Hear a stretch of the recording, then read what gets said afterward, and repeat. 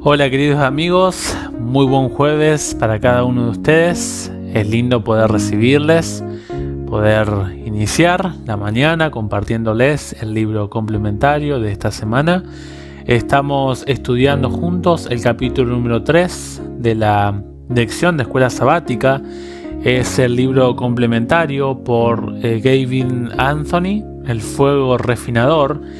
Y tiene un texto que está en Éxodo 13:21 que dice así: Y Jehová iba delante de ellos de día en una columna de nube para guiarlos por el camino. Si no has escuchado el libro complementario del día lunes, estamos viendo ciertos crisoles que hablan acerca de la disciplina de Dios a los que Él dirige personalmente a sus hijos. En esta semana, el día lunes, vimos el crisol número 1, que se titula Dios condujo a Israel al crisol para madurar su conocimiento y su confianza en Él. El crisol número 2 dice así: Dios condujo a Jesús al crisol para que pudiera ministrar a otros. Lucas dice que al comienzo del ministerio de Jesús, el Espíritu Santo lo llevó al desierto para ser tentado por Satanás. Jesús, lleno del Espíritu Santo, volvió del Jordán y fue llevado por el Espíritu al desierto por 40 días y era tentado por el diablo. Y no comió nada en aquellos 40 días, pasados los cuales tuvo hambre. Lucas 4, 1 y 2. ¿Cometió el Espíritu Santo un error? ¿No sabía el Espíritu Santo que Satanás le iba a poner una emboscada a Jesús? No fue la única vez que Jesús sufrió. El autor de Hebreos dice que fue necesario que Jesús padeciera tal sufrimiento para que pudiera cumplir su misión. Y Cristo, en los días de su carne, ofreciendo ruegos y súplicas con gran clamor y lágrimas al que le podía librar de la muerte, fue oído a causa de su temor reverente. Hebreos 5:7. El profeta Isaías describe ese sufrimiento en forma lisa y llana. Angustiado él y afligido, no abrió su boca, como cordero fue llevado al matadero, y como oveja delante de sus trasquiladores, enmudeció y no abrió su boca. Con todo eso, Jehová quiso quebrantarlo, sujetándole a padecimiento. Isaías 53, 7 y 10. Como se infiere de este último texto, la misión de Cristo podía cumplirse únicamente por medio del sufrimiento. De la misma forma, quizá también la misión que Dios nos ha dado a nosotros solo pueda cumplirse por medio del sufrimiento. Es muy importante que recordemos que el sufrimiento en las manos de Dios no se hace necesario porque hayamos tomado un camino equivocado. No deberíamos desanimarnos cuando nos asalta la tentación. Muchas veces, al encontrarnos en situaciones penosas, dudamos que el Espíritu de Dios nos haya estado guiando. Pero fue la conducción del Espíritu la que llevó a Jesús al desierto para ser tentado por Satanás.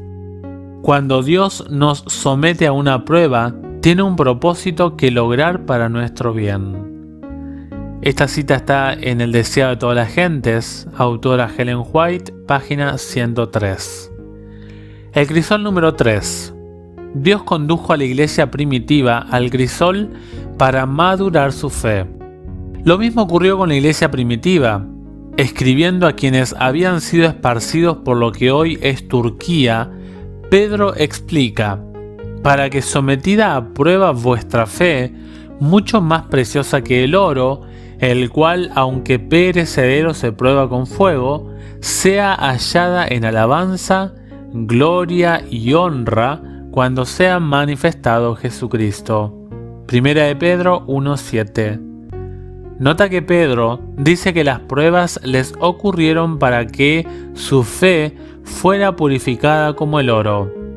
Dios no es la fuente del dolor, pero guía los eventos para utilizarlos con un propósito santo.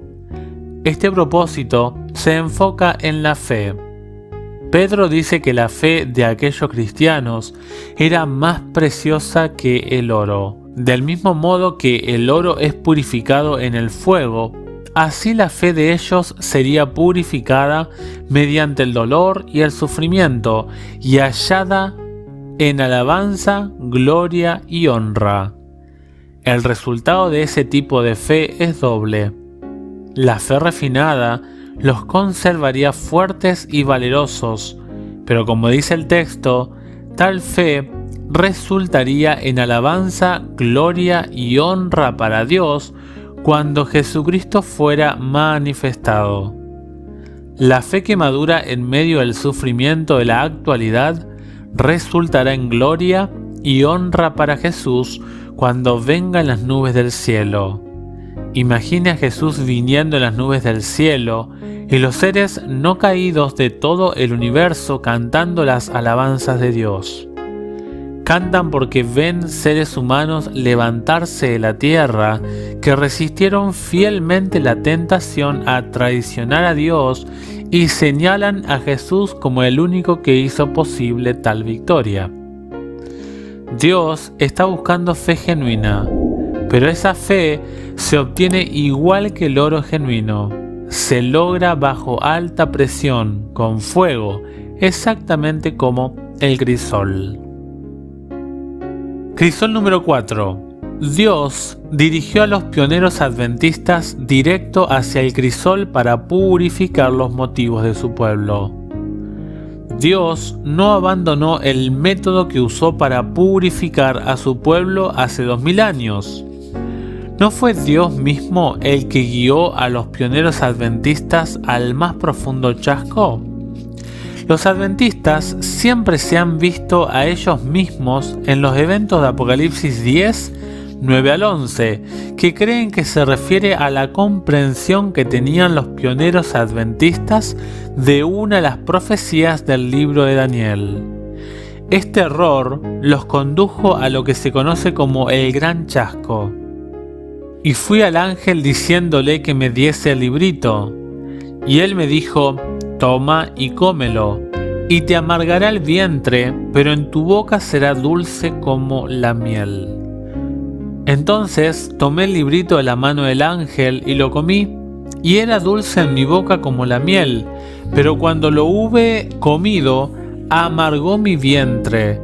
Y él me dijo: es necesario que profetices otra vez sobre muchos pueblos, naciones, lenguas y reyes. Elena de White describió lo que ocurrió. Vi al pueblo de Dios en gozosa expectación, esperando a su Señor. Pero Dios quería probarlos. Su mano tapó un error en el cálculo de los periodos proféticos. Sin embargo, si bien fueron ciertamente los pioneros quienes comprendieron mal las profecías, ella dice que fue Dios quien prolongó la perplejidad y desconcierto de ellos. Esto es difícil de comprender y muestra una vez más el riesgo que Dios corre de ser mal comprendido. Y ciertamente fue mal comprendido por algunos en ese tiempo. Muchos de los creyentes adventistas claudicaron de su fe en el período de duda e incertidumbre que siguió al chasco. Se introdujeron disensiones y divisiones. Por escrito y verbalmente, la mayoría se opuso a los pocos que, guiados por la providencia de Dios, recibieron la reforma del día de reposo y comenzaron a proclamar el mensaje del tercer ángel. Muchos que deberían haber dedicado su tiempo y sus talentos al único propósito de hacer resonar la advertencia por el mundo, quedaron absorbidos en su oposición a la verdad del sábado. A su vez, el trabajo de los defensores necesariamente se empleó en contestar a esos oponentes y defender la verdad. Así se estorbó la obra y el mundo fue dejado en tinieblas. Fin de la cita. Este crisol logró su propósito. Dios había refinado su pueblo para ver quién estaba verdaderamente consagrado. El grupo era menor, pero más fuerte. Estaban listos para aceptar el siguiente mensaje de Dios que compartieron ansiosamente con el mundo. ¿Y qué sucede en la actualidad? Hemos considerado brevemente 4 ejemplos de la obra de Dios en la historia, pero en cuanto a la actualidad, es exactamente lo mismo. Pero en la antigüedad, Dios condujo a su pueblo a Refidim y puede decidir guiarnos allí también para probar nuestra lealtad. Él no siempre nos lleva a lugares placenteros. Si lo hiciera, en nuestra autosuficiencia olvidaríamos que Él es nuestro ayudador. Él anhela manifestarse a nosotros y revelar las abundantes provisiones que están a nuestra disposición y permite que nos sobrevengan pruebas y desilusiones para que comprendamos nuestra necesidad y aprendamos a clamar a Él en busca de ayuda. Él puede hacer que fluyan refrescantes corrientes de agua de la dura roca. Jamás sabremos hasta que veamos cara a cara a Dios, cuando veremos cómo somos conocidos, cuántas cargas ha llevado Él por nosotros y cuántas cargas habría estado contento de llevar si, con una fe infantil, se las hubiéramos llevado. Final de la cita. Soportando en el crisol. Para aprender a soportar el crisol, será útil que tomemos en cuenta un proceso de 3 pasos que con frecuencia siguen a la aflicción en el crisol del pastor. Primer paso: el examen. Este es un tiempo de prueba. Cuando Israel llegó al Mar Rojo, ¿creerían que Dios todavía era bueno? ¿Todavía los estaba guiando? Lo mismo ocurrió con los que padecieron el gran chasco. Muchos se quejaron contra Dios y se negaron a seguir adelante, pero otros siguieron confiando.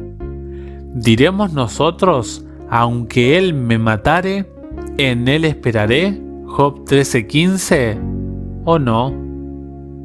Será un tiempo cuando nuestros motivos y nuestras ambiciones serán examinados y llegaremos a tener un claro conocimiento de nosotros mismos.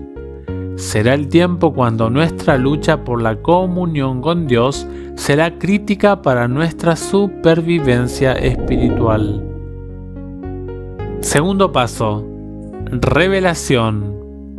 En Mara, Dios demostró su interés y su cuidado hacia ellos cuando las aguas finalmente se volvieron dulces y los primeros adventistas reconocieron que Dios estaba allí todavía cuando quitó su mano para que vieran el error y una nueva gloriosa luz los inundó.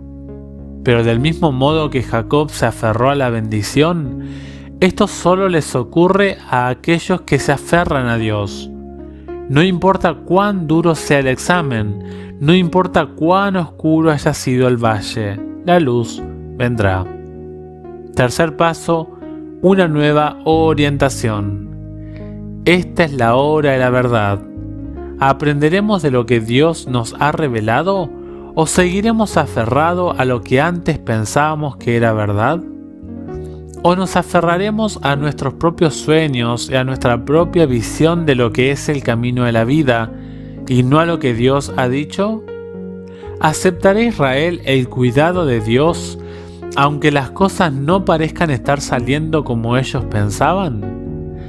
¿Tendrían los pioneros adventistas el valor para aceptar sus errores con respecto a sus cálculos y para seguir predicando? Cuando la luz viene, es un llamado al ajuste, a ajustarnos a nosotros mismos a la revelación de Dios. Cuando lleguen esos tiempos, no te des por vencido. Como George MacDonald concluye, no hay palabras para expresar cuánto le debe nuestro mundo al dolor. La mayoría de los salmos fueron concebidos en un desierto. La mayor parte del Nuevo Testamento fue escrito en prisión. Las mayores palabras de las Escrituras divinas han pasado a través de grandes pruebas. Los mayores profetas han aprendido en el sufrimiento lo que escribieron en sus libros. Por lo tanto, tomen aliento, cristianos afligidos. Cuando nuestro Dios está a punto de usar a una persona, permite que pase a través de un crisol de fuego. Oración final. Padre, gracias por la seguridad de tu presencia. Enséñame cómo soportar las pruebas. Aunque yo me vea tentado a claudicar, a alejarme de ti cuando las cosas van mal, manténme seguro en tus manos. En el nombre de Jesús. Amén. Que Dios te bendiga ricamente.